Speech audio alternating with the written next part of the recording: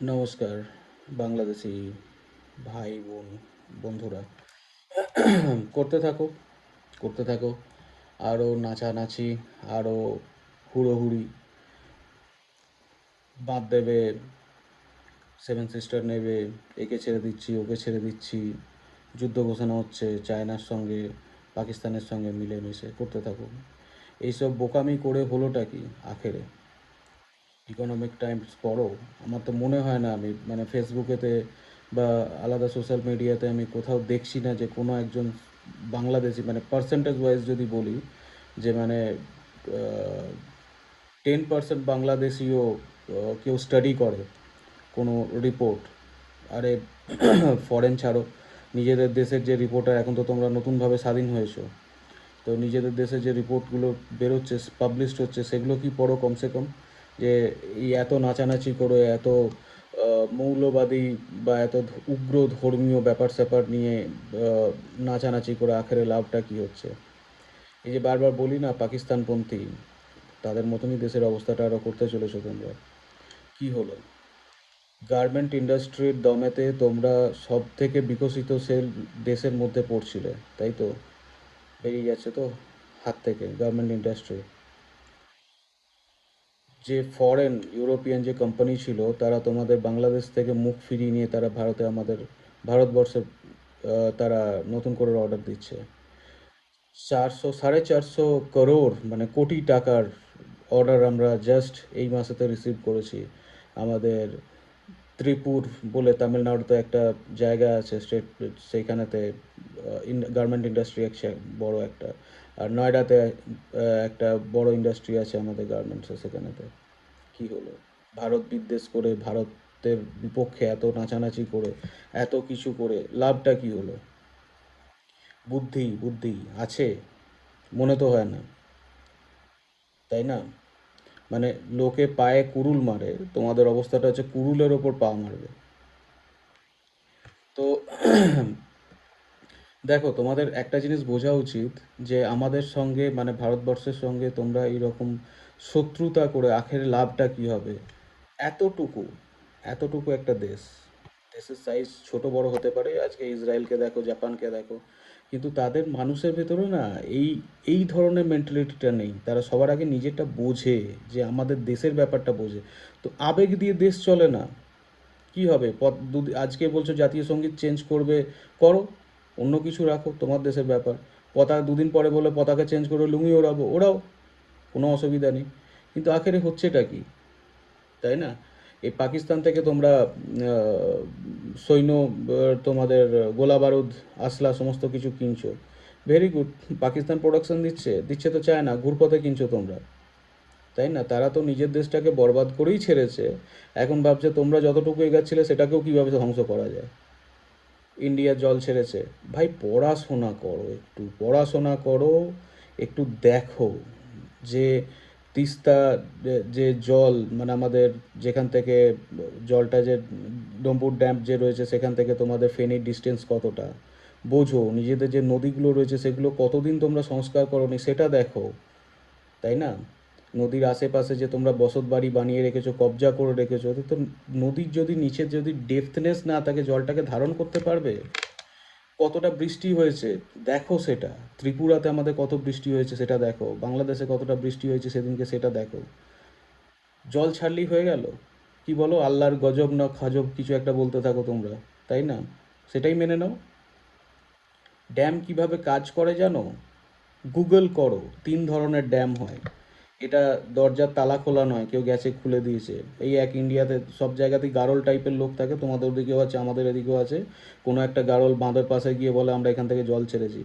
কারোর বাবার ক্ষমতা নেই এরকমভাবে কেউ কেউ ড্যাম তুলে জল ছেড়ে দেবে, তাই না? তার জন্য অনেক পারমিশন লাগে। না জানিয়ে, আরে ভাই, বন্যার সময়তে তারা কি ফেজের ওপরেতে কীভাবে একে অপরের সঙ্গে কমিউনিকেট করতো সেই জিনিসটাকে দেখো। বিদ্বেষ ঠিক আছে, বিদ্বেষ করা ভালো, কিন্তু বোকার মতন তো ভালো না।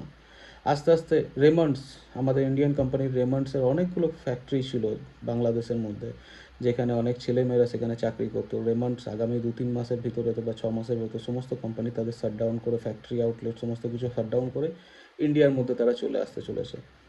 কারণ যে ধরনের রাজনৈতিক পরিস্থিতি, উত্তাল পরিস্থিতি তোমাদের বাংলাদেশে হয়েছে, মানে এই যে বারুদটা তো ভিতরে ভিতরে তোমরা পুড়ে রেখেছিলে, এই যে আগুনটা ধরিয়েছো, এটা ফাটতে বেশিক্ষণ টাইম লাগে না। কথাগুলো শুনতে খুব খারাপ লাগবে, কিন্তু কখনো লজিক্যালি চিন্তা করে দেখো যে তোমরা কি সর্বনাশটাই না করলে দেশটার। আর এখন অনেকে হয়তো বলবে যে ভাই আমাদের দেশ আমরা বুঝি, অবশ্যই তোমাদের দেশ তোমরা বুঝো, তোমরা হচ্ছে ইন্ডিয়ার বগলের নিচে টিউমার, বুঝতে পারলে তো? তো ওটা তো টন টন করবেই, তোমাদের ওদিকে টন টন কন কন করলে এই যে বর্ডার, 4,000 কিলোমিটারের বর্ডার লাগে। এই যে যারা নাচানাচি করছে ভারতের ওপর হামলা করবে, আরে ভাই, মানে মাঝে মধ্যে বুঝি না যে কি চিন্তা করো, সেভেন সিস্টার্স নিয়ে নেবে ভাই। এটা সেই 2006-7-এর ইন্ডিয়া নয়, তাই না? আমাদের সঙ্গে চিন্তা ভাবনা করে আমেরিকাও চলে আজকাল, নাহলে তো অনেক কিছুই করে ফেলতো আজকাল, অনেক চোখ দেখাতো একটা টাইম ছিল। এখন সেরকম ধরনের নয়, আমরা ফোর্থ লার্জেস্ট ইকোনমি, আর কি বলো যে আমরা টয়লেট নেই, এই নেই, সেই নেই। হ্যাঁ, ফ্ল্যাশ ইউজ করি, ফ্ল্যাশ টয়লেট, বুঝতে পেরেছো? তো সুতরাং এই আজাইরা উল্টো পাল্টা ফালতু বাওয়াল কথাবার্তা না বলে একটু পড়াশোনা করো, একটু স্টাডি করো, মাদ্রাসা ছাপের মতন কথাবার্তা বলো না। মাদ্রাসা ছাপ কেন বলছি জানো? কারণ তোমাদের এই যে মৌলবি বড় বড় দাড়ি রেখে কালার টালার করে এসে যে বলে না আমরা জাতীয় সঙ্গীত আমাদের মাদ্রাসার ভিতরেতে করতে দেবো না, কারণ আমাদের ইসলামের ভেতর গানটাই হচ্ছে উচিত নয়। কিন্তু গান্ডুর বাচ্চাদের একবার জিজ্ঞেস করে দেখো তো, ইসলামের ভিতরতে এই যে বড় বড় দাড়ি নিয়ে থোবরা নিয়ে যে ক্যামেরার সামনে এসে বড় বড় ডায়লগগুলো দিচ্ছে, সেগুলো ইসলামের ভেতর লেখা আছে কিনা? ইসলাম তো তোমাদের এটাও বলে যে কোথাও কোনো ছবি দেখাবে না, ছবি রাখবে না, কোনো প্রতিকৃতি রাখবে না, তাই না? তো সুতরাং তুমি যেটা বলবে সেটা তো একবার আমল তো করো নিজে, তাই না? এই তো এই সমস্ত জিনিসগুলোকে একটু বোঝো, পড়ো, স্টাডি করো, স্টাডি। দেশের সর্বনাশ হয়ে গেছে তোমাদের।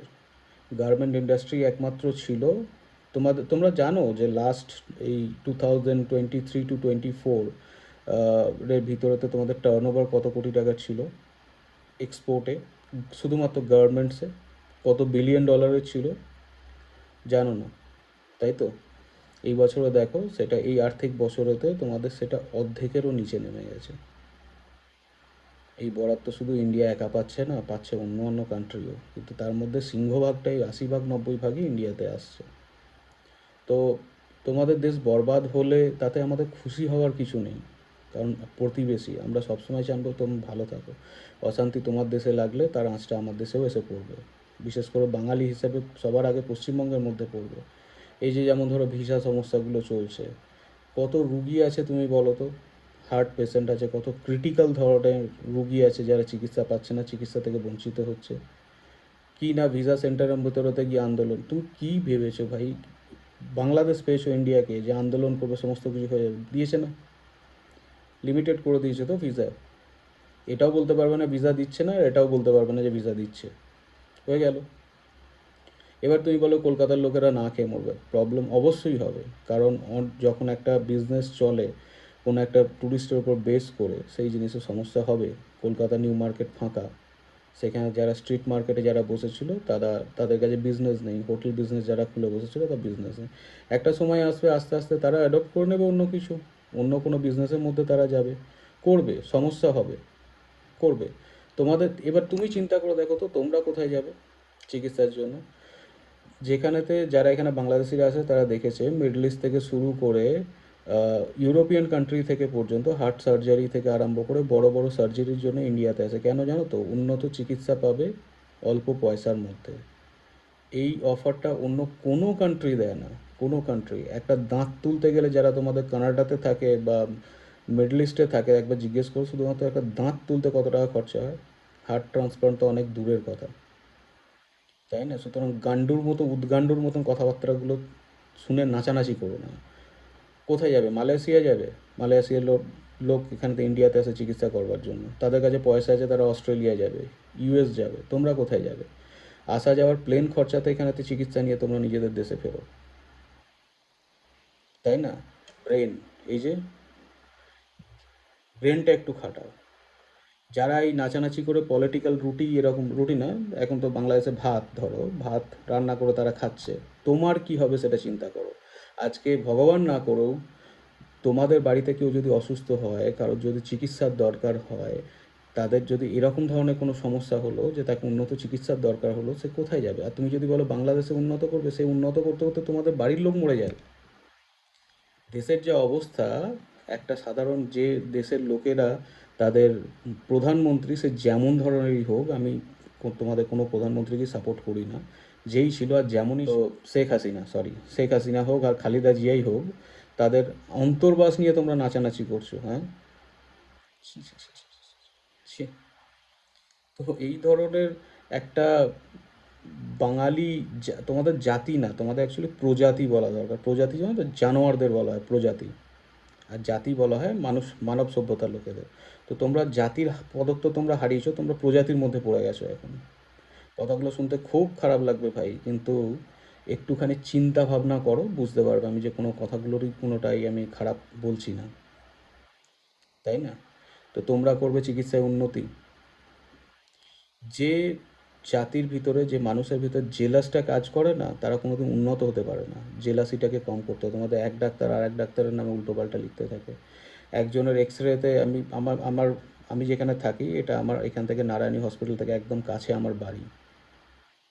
তো আমি এখানে বাংলাদেশি রুগীদের দেখেছি, তাদের কথা বলতে দেখেছি, তাদের সঙ্গে কথা বলেছি।